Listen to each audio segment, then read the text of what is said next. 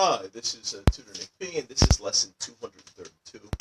Today, the title of the lesson is the countable and uncountable use of exercise, or the word exercise.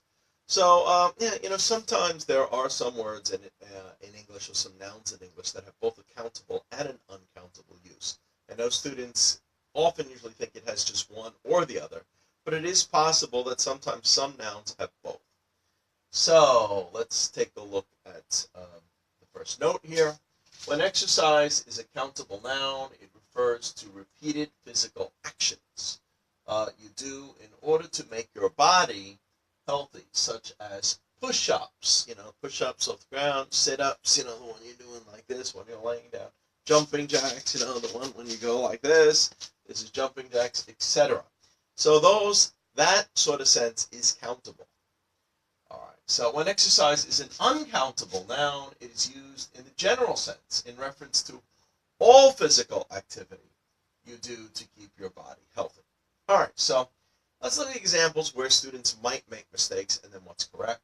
Of course, with the X, this is always the example that shows you where a student could make the mistake and use the wrong one. So here they might say, I tried to work in a number of exercise in my workout routine, such as sit-ups, jumping jacks, and push-ups. Of course, with the check, this would be correct. I tried to work in a number of exercises, of course. So you would use the plural here because this is countable in this sense. Okay, let's look at number 2. Exercise, such as leg lifts and sit-ups, are good for building stomach muscles. No, again, this is still the countable sense. So you should be saying, here with the check, this would be correct. Exercises. Such as leg lifts. When you're lying down on the ground and you're slightly lifting your legs up and trying to hold them, that's a leg lift. All right, leg lifts and sit-ups are good for building stomach muscles, building muscles here in your stomach, your abs or something like that.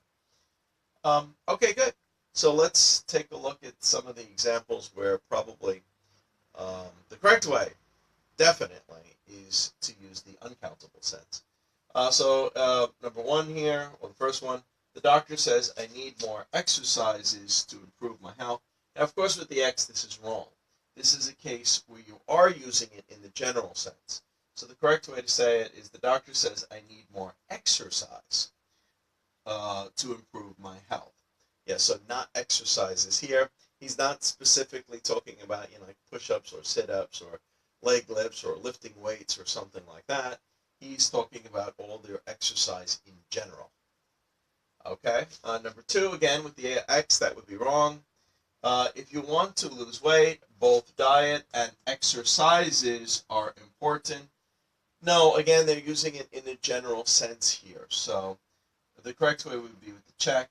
If you want to lose weight, both diet and exercise is important. Of course, it's singular, so you're going back to the verb is, not are here. Okay, well, I hope it's clear. I hope you can clearly see the difference between exercise as a countable noun and then exercise as an uncountable noun. Okay, thank you for your time. I hope you got it. Bye-bye.